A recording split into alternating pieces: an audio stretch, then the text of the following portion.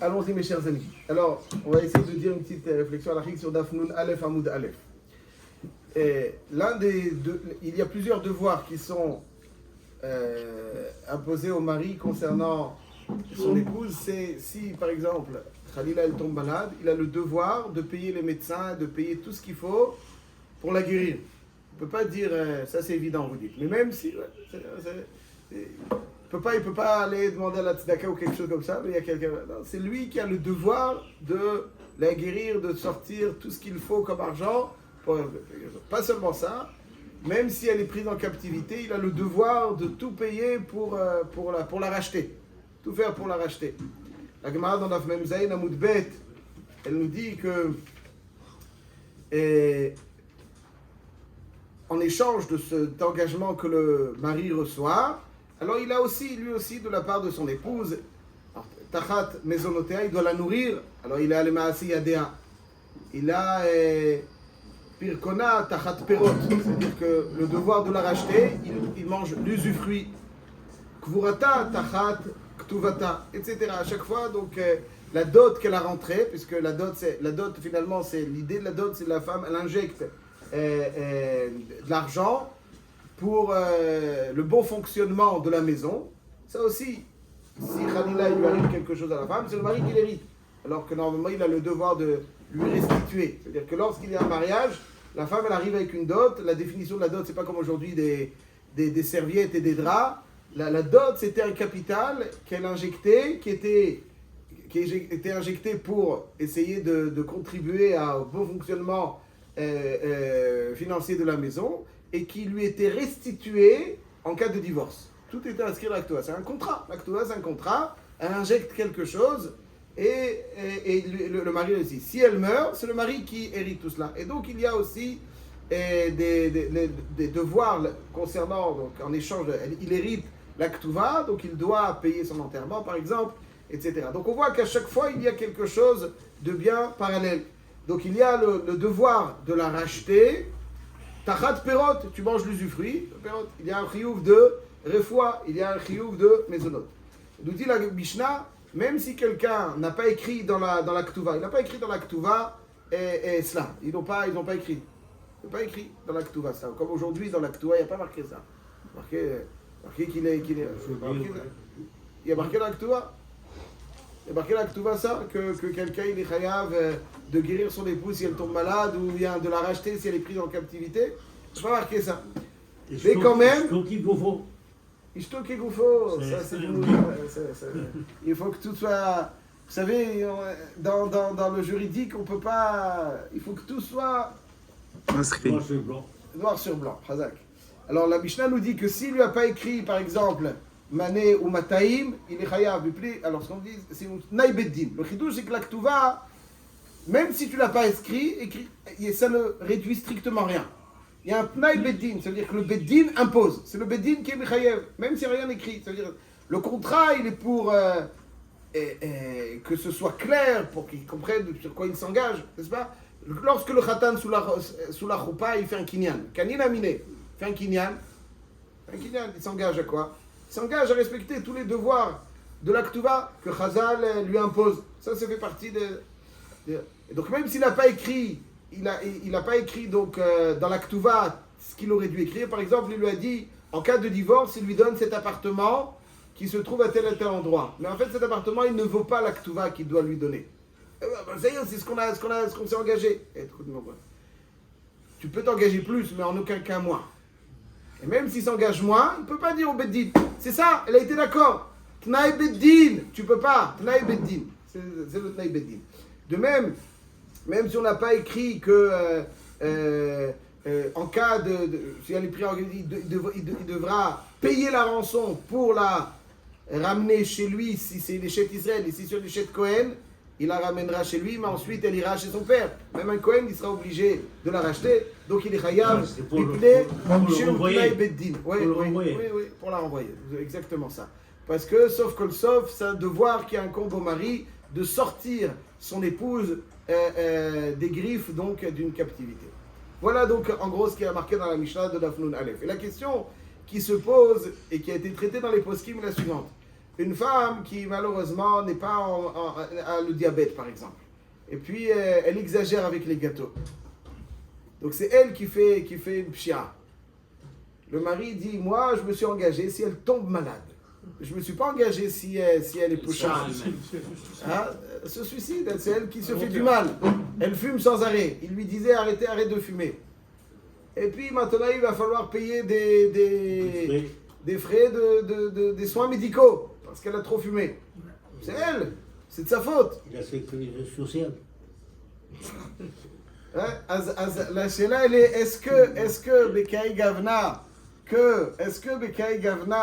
que c'est elle qui a été pochat, il y a aussi le chiyuv de refoua. Ou bien, si elle est tombée malade, il doit la payer. Mais si elle, il ne s'engage pas, si elle fait les bêtises.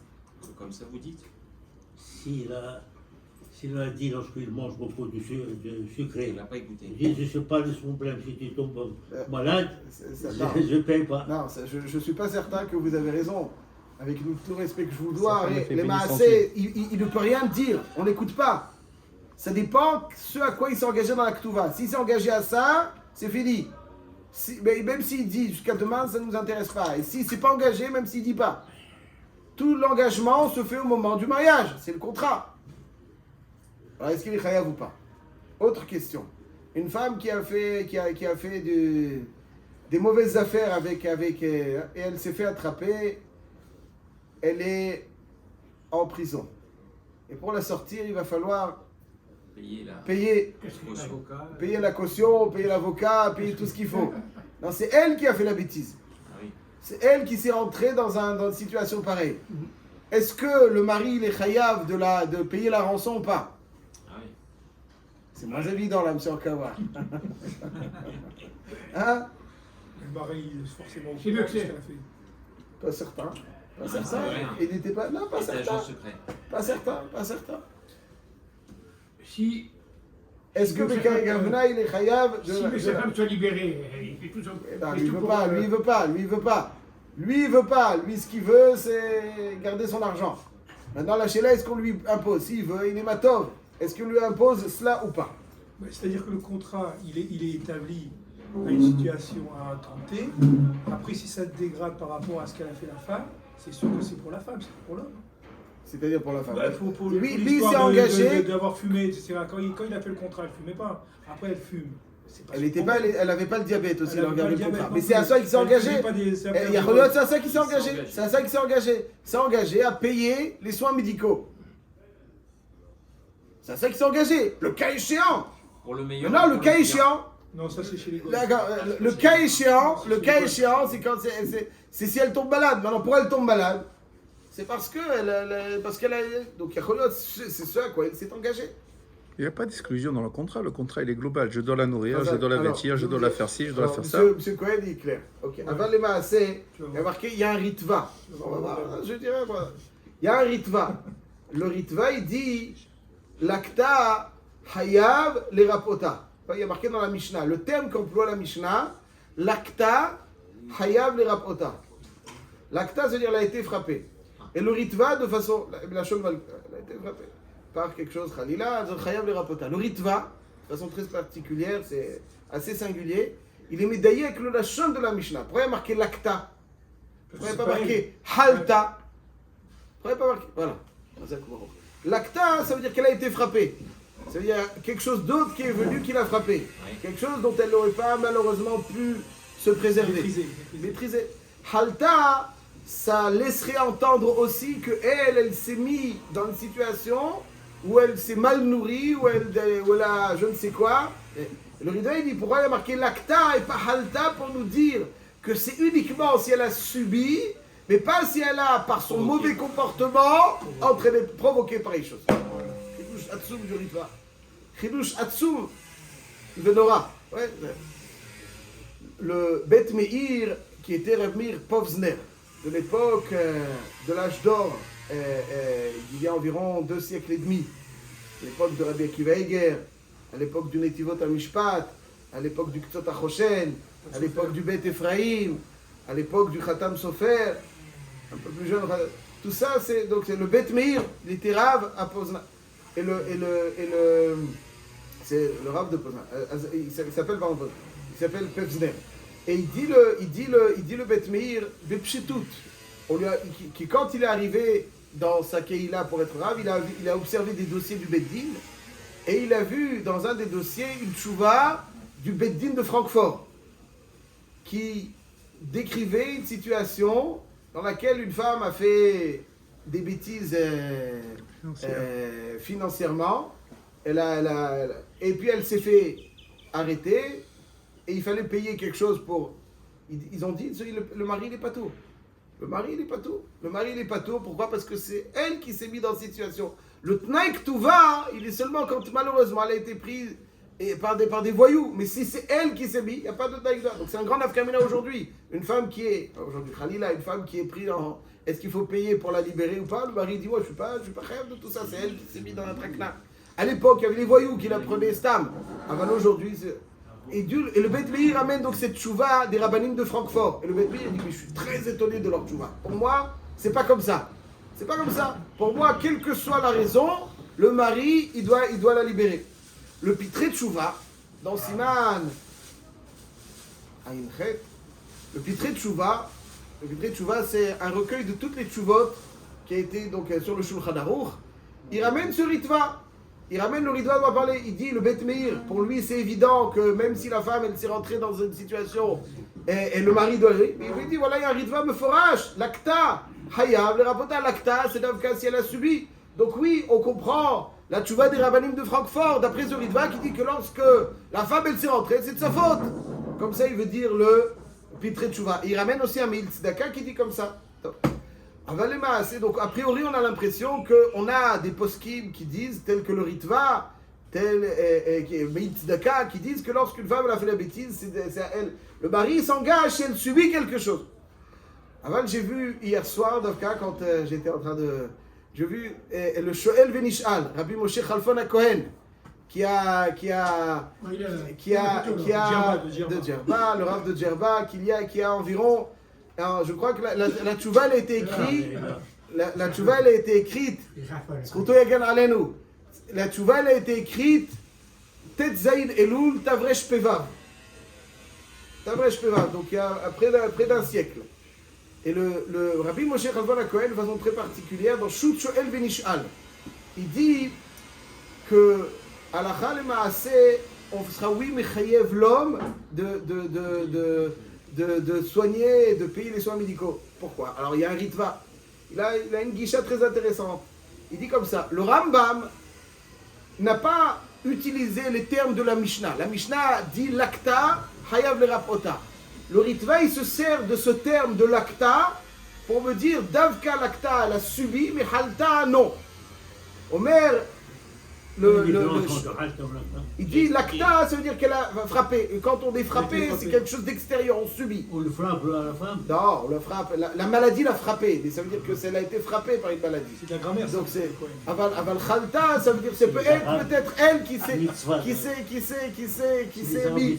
Alors il dit Rabotai, il dit le Shoel Venishal, Rabbi Moshe Khalfon HaKohen, que le Rambam n'a pas utilisé ce terme de l'acta, il a utilisé le mot halta. Mashma, qui n'est pas d'accord avec le diouk du Ritva. Parce que si il y a des écarts, le Mishnah, on est d'accord avec le diouk du Ritva qui dit l'acta, c'est davka. Pourquoi le Rambam, quand il a retranscrit cette Mishnah, n'a pas utilisé les termes qui sont très, très medouyakim? Forcément que le Rambam, il n'est pas d'accord avec ça. Forcément, et que le Rif aussi, il n'est pas d'accord avec ça. Et si le Rif, parce que le Rambam, c'est l'élève d'élève du Rif. Forcément, c'est le Rambam, il suit le Rif en général. 90%, il suit le Rif. Et si le Rambam et le Rif n'ont pas accordé ce diouk, ça veut dire qu'on ne le prend pas.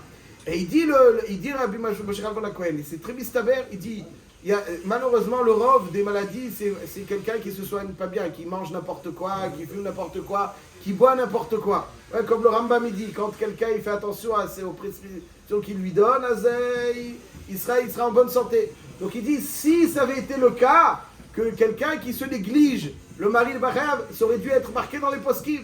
Et le fait que ce ne soit pas marqué, le stima du poskim, le fait qu'ils disent bistama, que quand elle tombe, ça aurait dû être marqué meforach. Forcément, c'est qu'il n'y a pas de différence. Bien souvent, quelqu'un Khalila, il peut pas manger de sucre, et il mange beaucoup de sucre, et puis, alors on aurait dû dire dans la Mishnah, que c'est uniquement dans les poskim ou dans les rishonim, on le voit pas ça, on voit pas, donc le fait qu'ils se taisent des fois les rishonim et qu'ils ne précisent pas quelque chose, c'est l'expression qu'ils ne sont pas d'accord avec quelque chose d'aussi évident, c'est aussi commun et qu'ils n'en parlent pas forcément, donc c'est pour ça que Rabbi Moshe Khalfon HaKohen, il est possèque que, quoi qu'il arrive, quelles que soient les circonstances, qu'elle fait les bêtises ou pas, qu'elle ait mangé n'importe quoi ou pas, dans tous les cas, le mari, il est chayav de sortir tout ce qu'il faut pour aller soigner son épouse.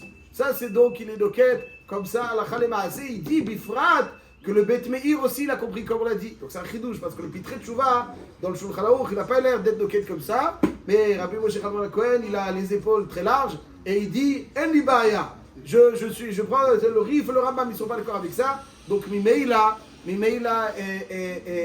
là-dessus, il est rien. Donc je rajoute encore 1 minute ou 2, chaque mot de Torah, il est chachouv. Il y a une question. Donc là, on a parlé d'une femme qui était prise en captivité, elle a fait des bêtises, elle a fait des mauvaises affaires, elle a été saisie. Le mari, il a le chiyuv d'après Rabbi Moshe Khalfon HaKohen de la racheter. Lui, il parle de Rifouah, mais c'est vachement aussi là-bas de Shivia, dans tous les cas, c'est la même chose. Ça fait partie de l'engagement. Imaginons, voilà, donc Bezat Hashem, on continuera ça. C'est un petit développement encore qui n'a pas le temps de